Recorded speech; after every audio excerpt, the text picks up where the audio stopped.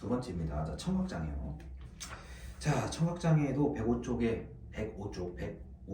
맨 아래요. 자, 청각장애 개념. 자, 청각장애는 귀에서부터 뇌까지 이 청각기관에 어느 하나 이상이 생기면은, 그러니까 듣지를 아예 못하는 경우가 있고, 덜 들리는 경우가 있고, 또는 그 뜻을 들리긴 하지만 뜻을 이해 못하는 경우에 장애가 있습니다. 그래서 106쪽이요. 맨 위에서 두 번째 줄. 자, 청각장애는 자, 농이라고 하죠. 농이는 이제 보청기 등으로 아예 안 들리는 경우에 속하는 거고, 이 난청은 크게 말하거나 아니면 보청기 등으로 이제 들어야 잘 들릴 수 있는 경우를 얘기합니다. 그래서 이렇게 뭐 여러 가지 그 두 가지로 크게 나누죠. 자, 그래서 보통 아예 안 들리는 그런 이제 장애인을 대상으로 이해를 하시면 될 것 같아요. 자, 106쪽의 청각장애의 원인입니다. 자, 청각장애 원인은 유전도 있고요. 그 다음에 저 임신했을 때 감염도 있고요.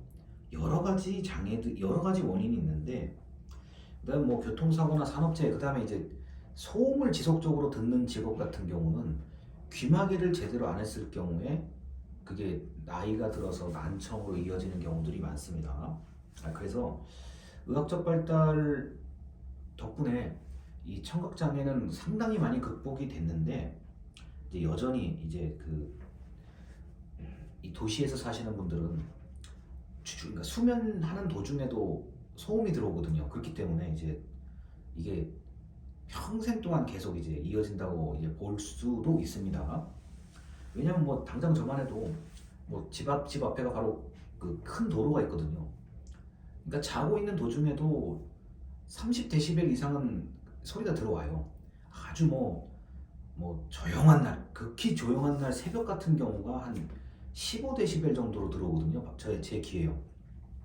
그래서 이게 소리가, 그러니까 요새 이제 그 태어나는 아이들이 집에서 이제 도시에서 이제 자라는 아이들 보면은 너무 조용하면 잠을 못 자는 경우들이 발생을 해요. 그러니까 우리가 고요하다고 표현하는 거 있죠. 그럴 때 이제 잠을 못 잔다라고 이제 표현하는 그런 경우들도 있습니다. 청각장애 판정 기준도 이제 매우 심각한 경우와 덜 심각한 경우로 나눌 수가 있고요. 자, 이제 108쪽입니다. 자, 108쪽. 자, 언어장애요. 자, 이제 중간 문단입니다. 언어장애는 음성이나 언어 기능에 계속 꾸준하게 이제 심한 장애가 있는 경우를 얘기를 하는 거고요. 그래서 이제 발음이 부정확한 경우가 있고, 그 다음에 언어의 내용이 이해가 안 되는 경우가 있고, 그 음성이 좀 이렇게 들었을 때 언뜻 이해가 안 되는 걸로 이제 들리는 경우들도 있어요. 그래서 만약에 특정한 이 사람이 말을 안 하고 있으면 전혀 어느 장애인지를 알 수가 없는 경우들도 흔하게 있습니다. 그런데 이제 말을 들었을 때 이제 언뜻 알아듣기가 어려운 경우들이 있는 거죠.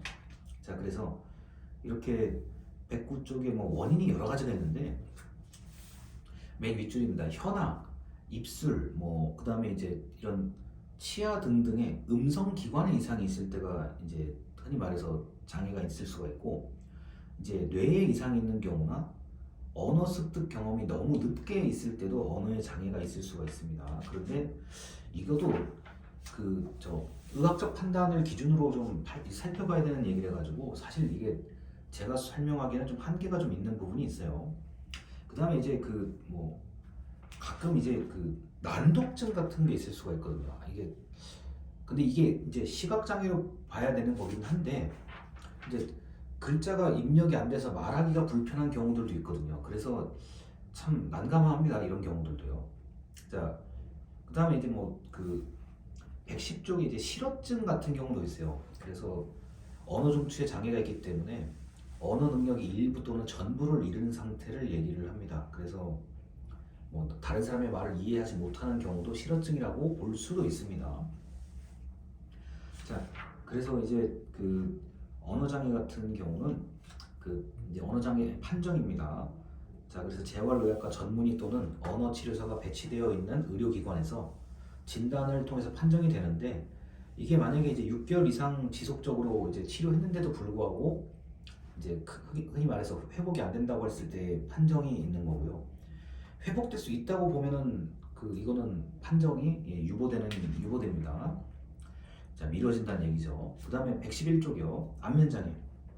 자, 안면장애는 그 얼굴 부위의 이제 변형 또는 기형 때문에 사회생활에서 상당한 제한을 받는 경우들이 있습니다. 그래서 뭐 이게 이제 가장 이제 외형적으로 딱 이제 느낄 수 있는 그런 장애라고 볼 수가 있어요. 자, 그런데 이제 111쪽의 맨 아래에서 네 번째 줄입니다. 자, 선천적인 원인이 있고 후천적인 원인이 있는데, 선천적인 원인은 이제 뭐 혈관에 문제가 생기는 경우, 그 다음에 신경섬유에 문제가 생기는 경우들이 있고, 이제 후천적인 경우는 화상이 대표적이라고 할 수 있습니다. 자, 그래서 이렇게 화상이나 손상 때문에 또는 안면 장애가 있는 경우는 굉장히 큰 장애가 이제 심리적으로 느낄 수 있다고 보시면 되겠습니다. 자, 그리고 이제 113쪽에 신장 장애라고 있는데, 우리가 이제 콩팥이라고 얘기하는 신장에 이제 투석이 안 되는 경우를 얘기합니다. 그래서 신장 장애 같은 경우는 113쪽의 맨 위에 문단이요. 자, 우리 신부전증이라고 이해를 하셔도 크게 틀리진 않을 것 같아요. 자, 혈액투석이나 복막투석을 지속적으로 받아야 하는 경우에 일상생활에 엄청나게 제한을 받습니다.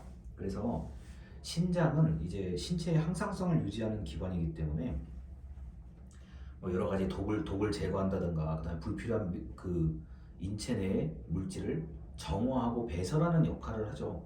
그래서 우리가 동네에서 가장 많이 볼 수 있는 뭐 야간에도 투석한다는 이런 거 많이 보실 수 있을 텐데, 신장 장애 같은 경우는 다른 질병으로도 연결될 수 있는 여지가 매우 높아요. 그리고 이제 이게 좀 늦게 나타나는 질병이죠. 그래서 선천적인 게 아니라고 한다면 후천적으로 알았던 순간에 이미 늦어버리는 경우들이 좀 있어요. 그래서 신장장애가 소리 소문 없이 일어나는 경우들이 있습니다. 자, 그 다음 114쪽에 심장이요. 우리 여기 심장장애인데, 114쪽의 맨 아래줄이요. 자, 심장장애는 심장에 문제가 생겨서 호흡곤란 등의 장애가 있기 때문에 제한을 받는 겁니다. 그래서 심장이 이제 잘못되면 보통 심정지가 이제 된다고 하죠. 그래서 여러 가지 문제들이 당연히 있습니다. 자, 115쪽에 이제 심장장애 판정에 대한 얘기인데요. 중간에 긴 문단입니다. 자, 심장장애는 1년 이상 치료를 했는데 나아질 가능성이 거의 없을 정도가 됐을 때 심장장애라고 얘기를 합니다. 근데 이제 치료나 또는 인공심장 같은 등등의 여러 가지 치료 방법이 좋아져 있기 때문에 2년마다 등급 판정을 다시 받아야 됩니다. 자, 그래서 만약에 2번 판정을 받았는데도 똑같다라고 하면은 이제 완전히 심장 장애라고 이제 볼 수가 있습니다. 그래서 여러 가지 뭐 소견과 검사 결과가 필요해서요. 심장 장애 같은 경우는 특히나 갑자기 이제 숨을 못 쉬겠다, 또는 여러분이 길가에 이제 길에 걸어 다니실 거 아닙니까? 뭐 집에서 왔다 갔다 하고 뭐 이렇게 학교 왔다 갔다 하실 때요. 걸어 다닐 때 내가 이제 평범한 상태일 때, 걸었을 때 얘기입니다. 만약에 내가 평범한 상태에 이렇게 그냥 진짜 아무 생각 없이 걷다가 만약에 내가 나의 심장 소리를 들을 수 있거나, 뭐 두근거림이 워낙 심해서 내가 이거 걸을 때 좀 이상하다, 걷다가 이제 두근거림이 심해서 멈추게 되거나 이런 경우는 뭐 제가 아는 의학 상식으로는 바로 응급실로 가셔야 됩니다. 안 그러면 안 돼요. 이거는 뭐 특히 내가 뭐 자동차를 내가 운전해서 가겠다 그런 생각하시면 안 됩니다. 즉시 가장 빠른 수단으로 응급실로 가셔야 됩니다. 저는 심장에 이제 가끔 이제 문제가 생기는 분들을 볼 수가 있는데, 뭐 아주 강력한 방법으로 거의 제가 끌고 가다시피 합니다. 절대 운전 안 되고 119 구조를 요청을 하거나, 아니면은 제가 잘 모시고 응급실로 갑니다. 그래서 상황 설명을 잘 하죠. 걷다가 갑자기 이렇게 됐는데 응급실로 왔다 그러면 이제 의사 선생님들께서 굉장히 바빠지는 거죠, 그때부터는요.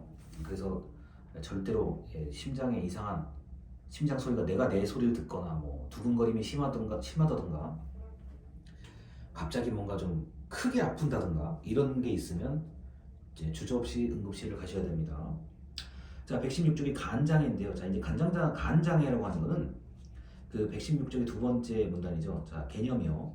자, 만성적인 그 기능 부전과 합병증 때문에 간 장애가 일어나는 경우가 있고 1년 이상의 치료를 받고 있으나 제한을 받는 경우입니다. 근데 이 간 같은 경우는 이 만성간 질환이 가장 이제 심하다고 볼 수가 있고 뭐 간 이식이 있기도 하지만 이게 뭐 그렇게 그 쉽게 할 수 있는 수술은 아니기 때문에 이제 뭐 이렇게까지 제가 소개를 드리도록 하겠습니다.